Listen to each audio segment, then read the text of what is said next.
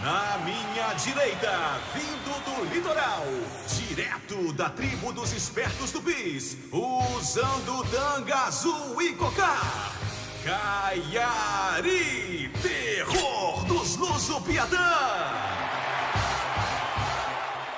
Na minha esquerda, vindo do interior, da tribo dos ferozes botocudos, de tanga vermelha, botoque e cocar, Mapucaiaca, o canibal Yaualapiti.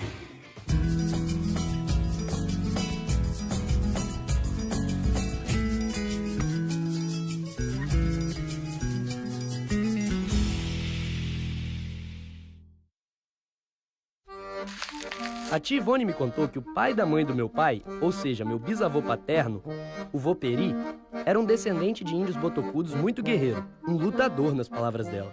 O índio vivia numa situação permanente de luta pela sobrevivência, porque a oferta da natureza era incerta. O que era comível se comia, né? Grilo. Um dos pratos preferidos dos índios era botar larva de besouro no palmito.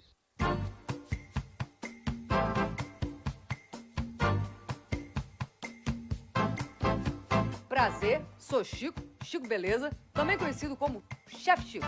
E a partir de hoje, nós vamos trazer para vocês apenas comida capixaba, primitiva, tradicional. Aliás, vou cozinhar agora uma comida sensacional, grilo capixaba assado. Não era fácil não era fácil ser índio não.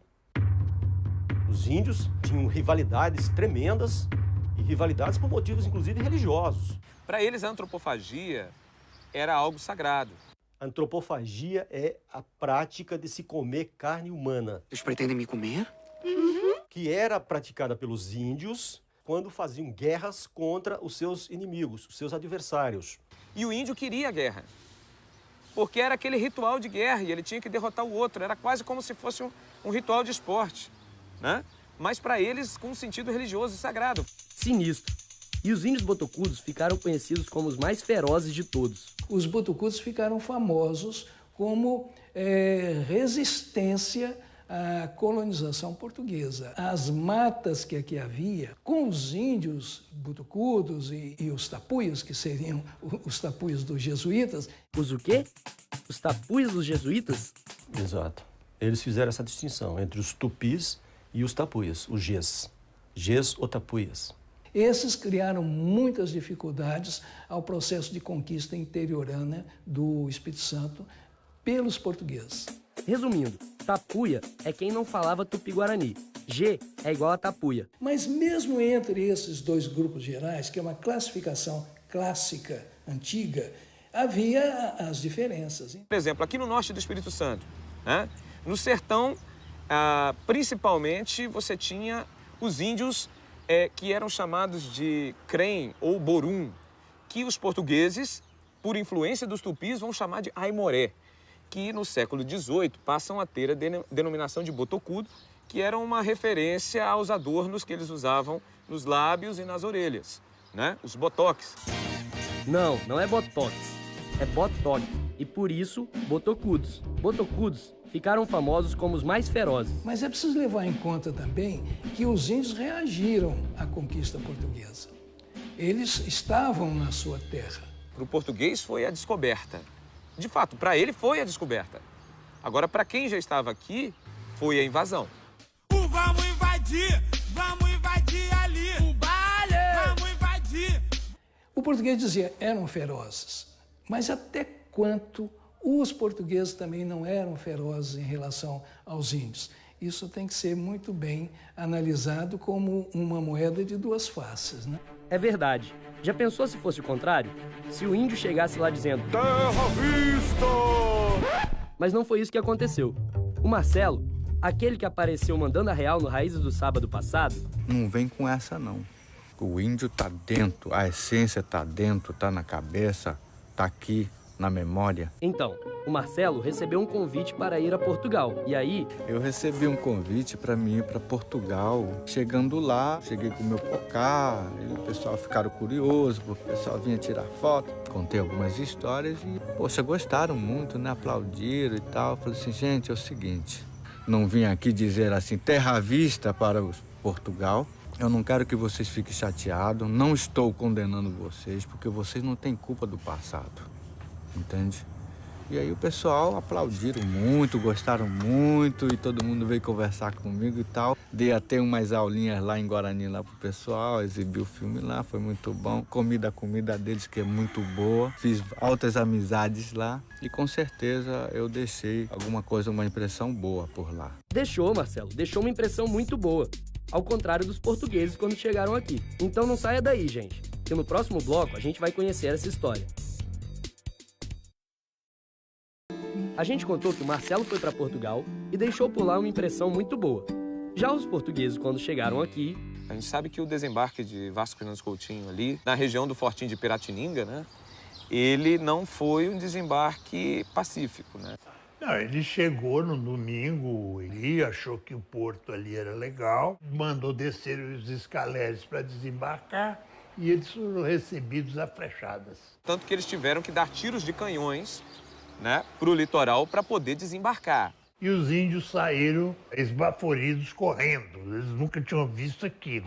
Depois de tomarem posse da sua parte no Novo Mundo, os portugueses devagarzinho foram tentando chegar perto dos índios e aí começaram a aprender com eles. Quando eles chegaram no Brasil, nessa terra totalmente desconhecida para eles, com essa incerteza que ficou a situação deles, o que eles trataram de fazer? Eles trataram de absorver todas as informações que os índios tinham. E as pessoas, às vezes, não percebem esse aspecto, que era uma riqueza. Essas populações indígenas eram riqueza. Olha a frase. O sabor dos ananases, ananás, né? Localiza?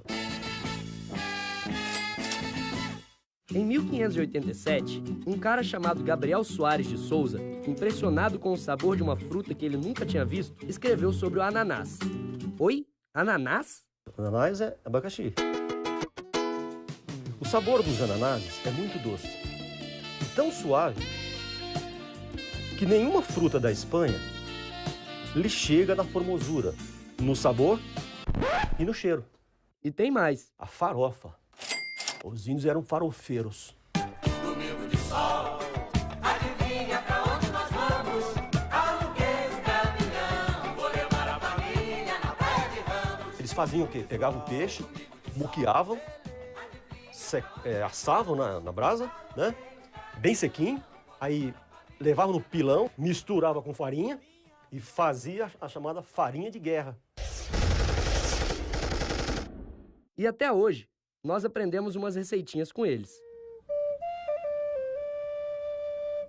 O arroz nós chamamos de utim, né? A gente faz um tipá também, né? Que é um tipo de pão feito de trigo. É de pé, turma. Aí primeiro as crianças, né? Mas voltando à história, depois de aprender com os índios, os portugueses começaram a usar os índios.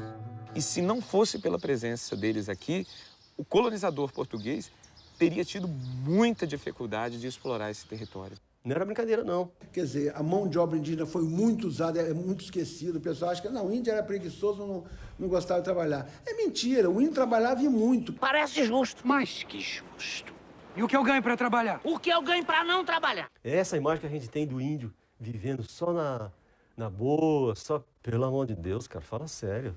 Então os portugueses, não satisfeitos, depois de usar os índios, resolveram escravizar os índios. Os portugueses vieram para cá não para passear, para montar uma empresa ligado à produção do açúcar, né? Isso significa que Vasco Fernandes Coutinho inicia aqui no Espírito Santo a construção dos primeiros engenhos. É o momento em que ele parte para a escravização do indígena e que vai abrir uma série de conflitos com o indígena que de forma nenhuma se submeteu à escravização. Os índios foram usados para viabilizar todos esses empreendimentos, com mão de obra. Aliás, esse foi o grande problema dos portugueses aqui, que eles transformaram os índios em escravos. E aí, pouco tempo depois dos primeiros portugueses chegarem, vieram os jesuítas, que ficaram horrorizados com o tratamento dado aos índios e fizeram muitas coisas boas por eles, sabia?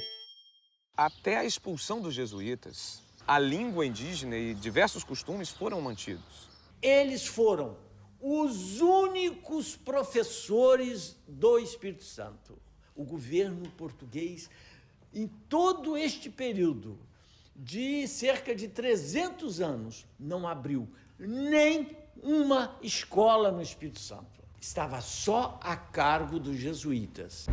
Mas por outro lado, eles também tentaram enquadrar os caras. Os jesuítas tinham o entendimento de que era preciso salvar os índios cristianizando-os. Era uma massa de gente à disposição da catequese. Eles vieram para catequizar. E tentavam enquadrar o índio no modelo cristão de família. O pai, a mãe, os irmãos, os filhos ali, né? Resumindo, tudo tem dois lados. E mais uma vez, vamos cantar. Tudo é relativo, tudo tem o seu valor. Pois é, eu tô aprendendo que a história é assim, feita de registros, da memória, e que ela muda o tempo todo. E no próximo sábado vai mudar de novo, porque tem novas histórias e mais raízes para vocês. Não existe documentos provando que Vasco Fernandes Coutinho e sua comitiva chegou exatamente no dia 23 de maio de 1535, onde hoje é a prainha em Vila Velha. Não existe isso.